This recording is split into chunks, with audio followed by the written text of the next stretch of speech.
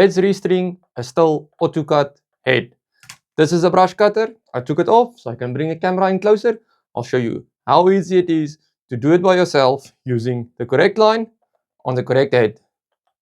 This machine uses 2.7mm brush cutter line. It's a FS230. If you're not sure about your model, you can just Google it and see the correct line it has to have. Let's do this. I brought the camera a bit closer. This is an AutoCut C26-2. This uses a 2.7mm line on it. You can run 2.5 as well. To get the line to go into there and wind it up, there's going to be 2 lines on your head and 2 arrows.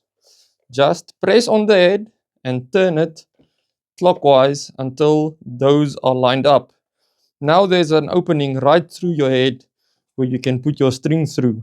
You're going to put it through and pull it until both sides are equally long. On this machine, we're going to use 3 meters of line and quickly going to show you how. Quick tip, if you want your line to last longer and not break off that easy, just put it in water. Now we're going to thread it through that hole, lines up with the arrow. Just going to push it through straight until you feel there's an opening, and you will see it's going to pop out on the other side. Now we're going to pull them until we have 2 equally in length pieces. Now that we have both of them the same length, you are just going to take this head and turn it clockwise. The same process can be you can do it on the machine. You do not have to remove the head like I'm doing now for video purposes. If you feel it struggles, you can just press a bit harder on it and turn it. I have one tip for you. If you like your machine to spin up easily and run a bit easier, run 2.5 meters instead of 3. If the machine says 2 meters, run 1.5. Make it a bit shorter. The shorter the line, the lighter the head, the easier the machine can rev up. Yes, you are going to have to put in line more regularly, but your machine will be that much rev happy and also speeds up much quicker. So we're almost there. Just make sure that the length you're going to leave is not too long and it matches up with your guard and the blade to be cut off. So there we have it. It's still the same length and we just turned it in all the way. You do not have to realign this after you have turned it and it hooks in. It will be in the correct way. Let's quickly show you how to put this head back on a machine, and if you want to remove it, how to take it off. Okay, so if you want to take off the head, there's a hole on the side. Use a 4mm piece of round metal that's strong, that's not going to bend or jam in there.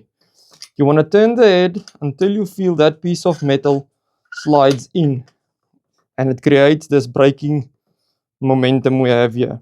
This head, to take it off, you're going to turn it clockwise. Now this one is not that tight because I just removed it, but just watch this step. There is 2 spacers. One is being held in by this pin. Make sure to put the spacer back the same way it came out, otherwise it's not going to work. Your head is completely safe like this. The string is in it. I'm just going to show you this part. If it falls out, the part with the cup inside points upwards. So how to put it back? We're going to take our spacer with a cup upside. This one with a rounded belly pointing downwards. Then you're going to take your head. This is going to be anti-clockwise, not clockwise. Turn it with your 4mm inside there to get it to break. The moment it stops and starts putting on resistance, it is threading on. You can tighten this by hand, but don't over tighten it. The machine head can strip out easily. Wiggle it a bit. That is more than tight enough. And you can just remove your 4mm piece of metal like that. Easy. And that's how you string a still brush cutter head easy. Thanks for watching. See you in the next video.